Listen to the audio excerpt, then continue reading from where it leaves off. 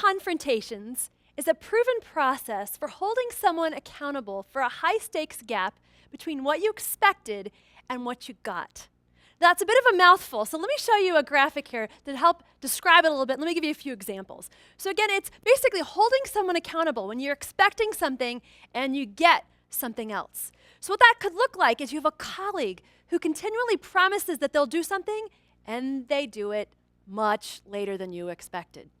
Or it's maybe you had an agreement with your spouse about how to spend some hard-earned savings, and then you see the next credit card statement and you see that they spent it a different way than you'd agreed upon.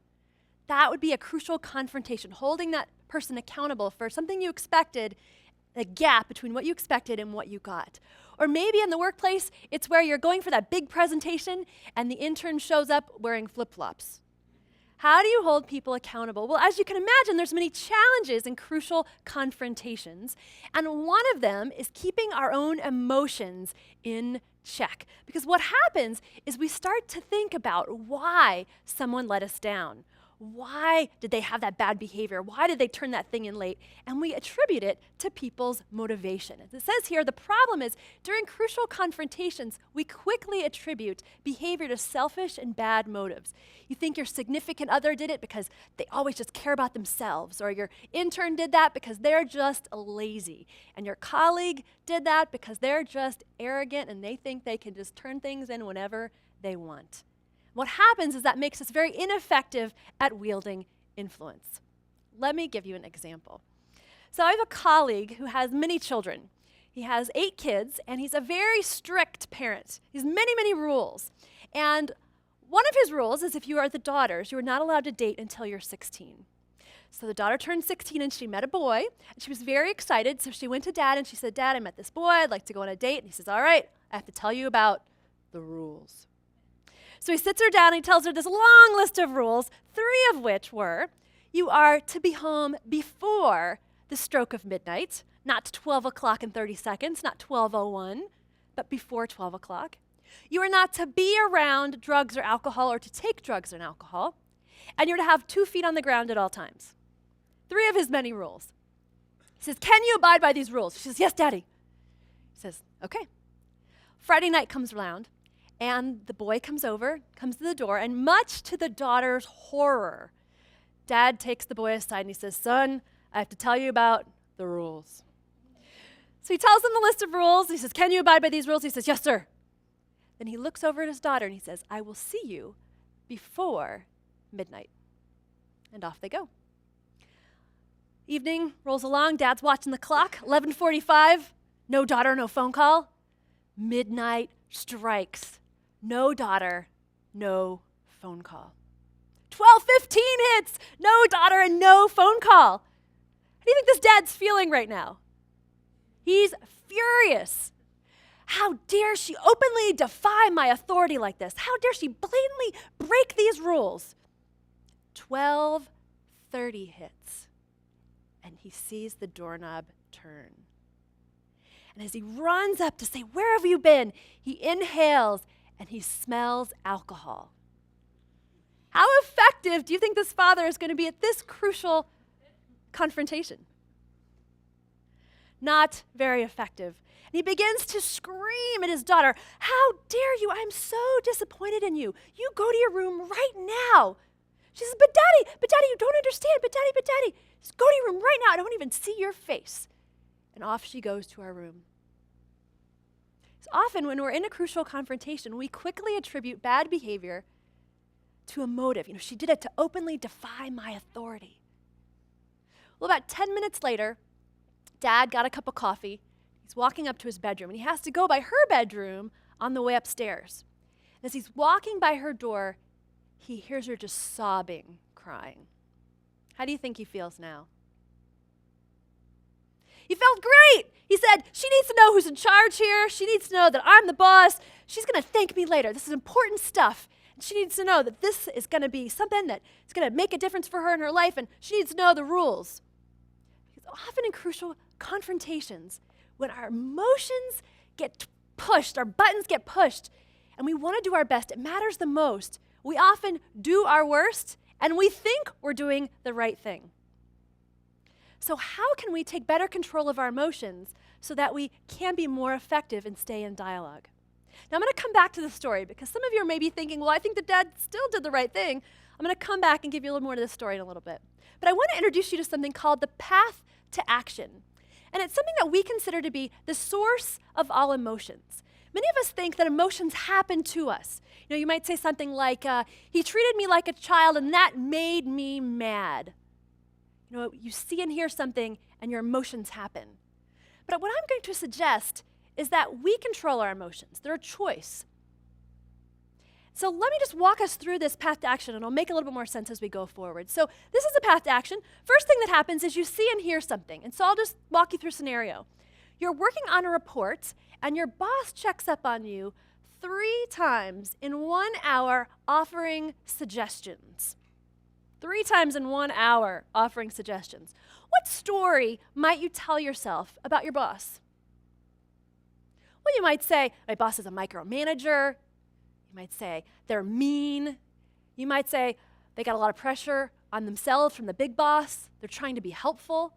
There's a wide range of stories we could tell, and we just choose one. And it's almost like we say, what's the most damaging and hurtful way I could take this? And that's the way we go. And in this case, for this scenario, we're going to pick that you decide that your boss is micromanaging and questioning your capabilities. They think you're incompetent, that you can't do this on your own. And if that's the story you tell yourself, how does that make you feel? Well, in this case, it doesn't feel very good. You feel hurt and defensive, and this leads to anger. And if you're feeling hurt and defensive and angry, how might you then act? Well, in this case, we're going to hold a grudge, and we're going to not listen or respond to our boss's suggestions.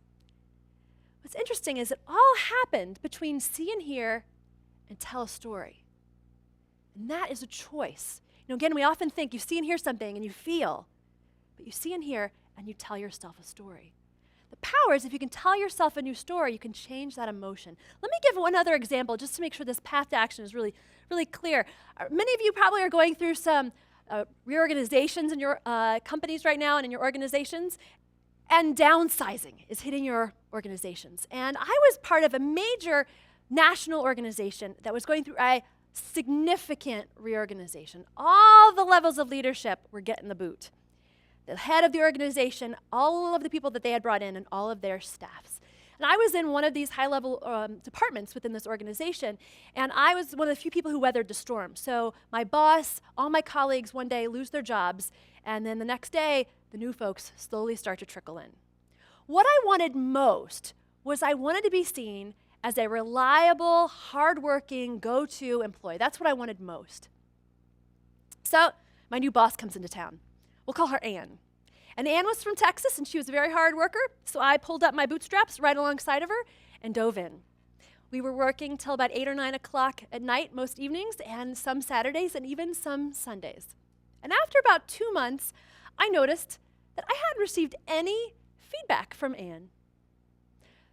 And I don't know about you, but if I'm working on a Saturday and a Sunday with no extra pay, I need just a little pat in the back that just says, thanks for coming in on a Sunday. But I hadn't received a word.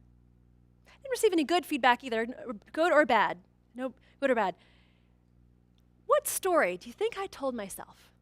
So what I saw and heard, no feedback. The story I told myself was, my boss is insensitive and she doesn't value me. And if that's the story I tell myself, how do you think that makes me feel?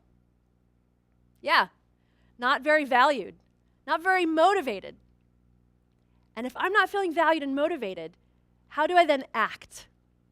Well, I stopped working late, I stopped coming in on the weekends, I stopped coming in on time.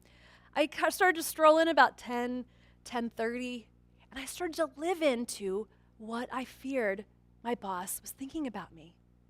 I wanted most to be this reliable, go-to, hardworking employee, and I'm now playing into, I'm not valuable.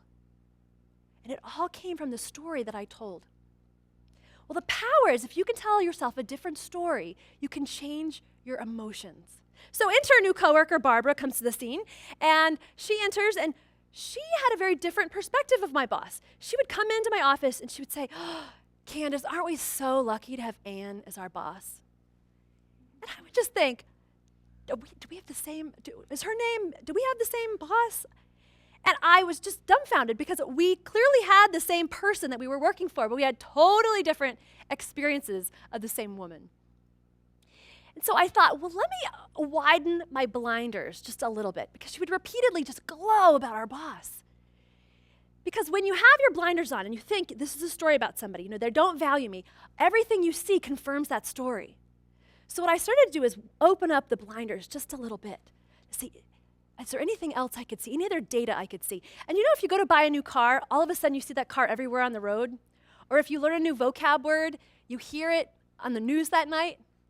So I started to open up my eyes a bit, and I noticed that my boss did a few things that I wasn't noticing before. I went to a very expensive grad school and asked to have some of those classes paid for, way above and beyond what the regular reimbursement would be for professional development. So I went to my boss with the form. She signed off on it, no questions asked, no conversation, just boom.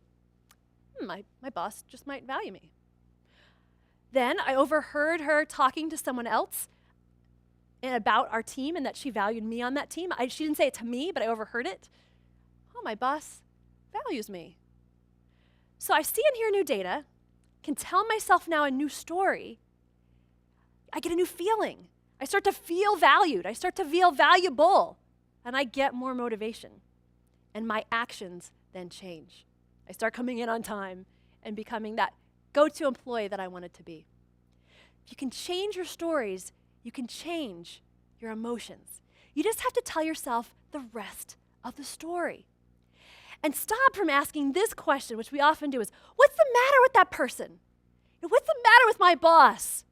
Why is she doing this? Because she's mean, she's insensitive. And we make something called the fundamental attribution error. Back in the 1950s and 60s, they did a study. They wanted to find how people think, why they think people do things that they do. And so they'd give scenarios like your neighbor cuts you off in the grocery store line and doesn't say, excuse me. Why would they do such a thing? And what they found is that we're very bad at accurately guessing why people do what they do.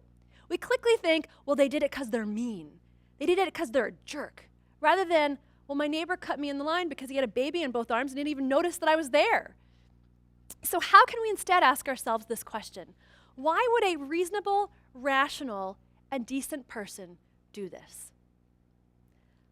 Let me apply this to the teenage daughter story. So I told you that she'd come in, her dad had yelled at her. Well, this is the next morning.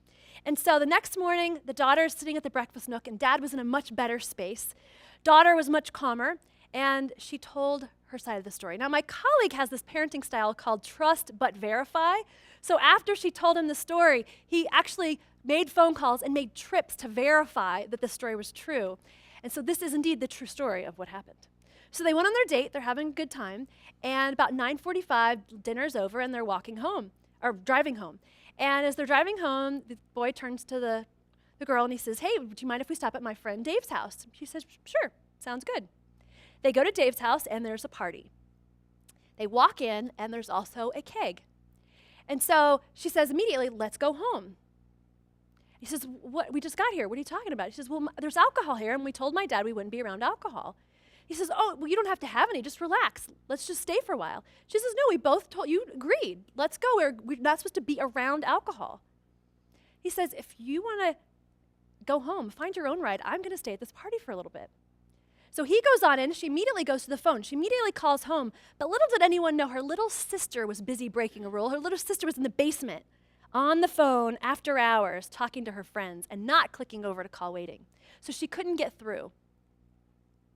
So then she starts to call her friends. She finally finds a friend.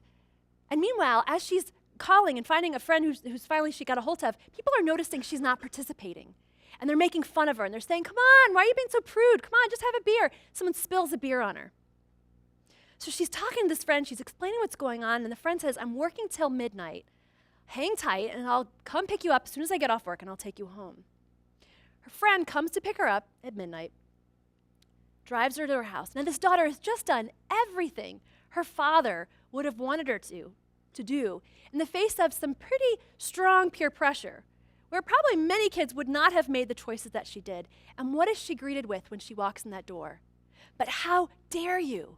I'm so disappointed in you. Go to your room. And as my colleague reports, it took several years to rebuild the trust that he lost with his daughter that night. Not to mention the trust that he lost the next morning when he didn't believe her story and had to go verify it. The point is, when you allow your emotions to take you in an unhealthy direction, there's a huge cost. We're not very effective at our crucial confrontations. We lose trust. We damage relationships.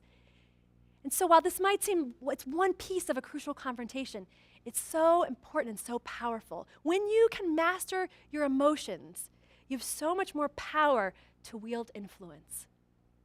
So when you're holding someone accountable and your emotions get the best of you, I want you to think about, what is another story I could tell that will help you to create a new, more powerful and effective emotion?